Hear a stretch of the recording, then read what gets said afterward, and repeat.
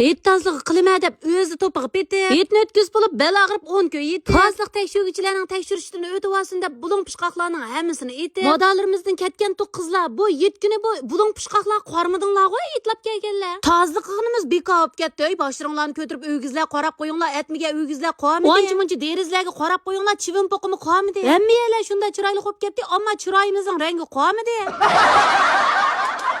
Rast gap qilib yiqqanlar qizlar mush tazliq qilib yerib charchab mush bir oy o'tib ketdi-ku biz oldi keyin bo'lib mush hit tazliqni kutib olamiz deb qattiq tazliq qilayotganiga. Ushbu kunlarda bir yuzinglar bir tas suvsim chechib qo'ydinglarmi?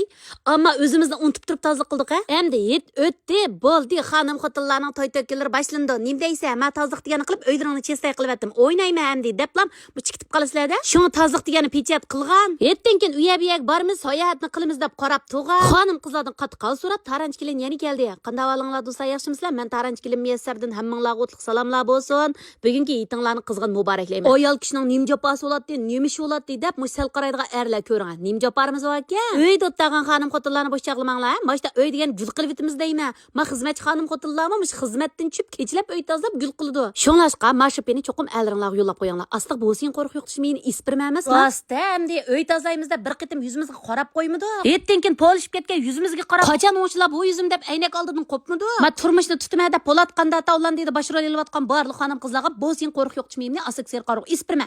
O'zingiz olamisangiz yo'ldishingizga qilaveting. Yitliq appamani debchi. Men qancha kunda qo'rq yo'qtidi deb so'rayotgan xonim qizlar tangsangning go'sh emas bu bir ishlasangiz bir umrga chiqarmaydigan. Ko'rib bo'lgan qo'rqingizga amal yo'q gulim. Shu kirib bo'lgan qo'rqingizning texmi cho'nqirlashib ketishining, doirasini kengayib ketishining, yeniga yondash qo'rq tushishining oldini oladi. Yangi tushgan ushaq saxt qo'rqlaringizni azaytib turdi. Hisobda bu maqsadim bo'lsa qiyirishni kechiktiradigan maqsad. Yeshidan burun chiroyiga tushgan qo'rqlarni azaytib turadigan maqsad, ya'ni cho'nqur emas, inchik saxt qo'rqlarni azaytib turadigan maqsad. Qo'rq qarta ishlatib deg'i yo'qab ketgan maqsad. Mana shu dag'may deyotgan melinglar, mana shu bu dag'may emas, qo'rq yo'qtirgan teri chingtirgan may.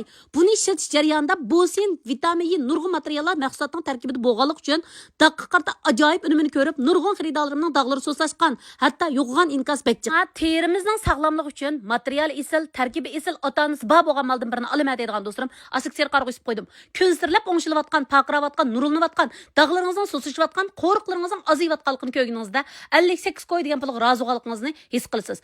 Buningdan keyin hayotingizda zulruhning teri chingtish meyi sizga hamrohli bo'ladi ekan, ammo teringizning yosh turishiga kapolat qilib beralayman. Ser qarg'ib isib qo'ydim, bir yilib ishlatib yiqinglar do'stlar.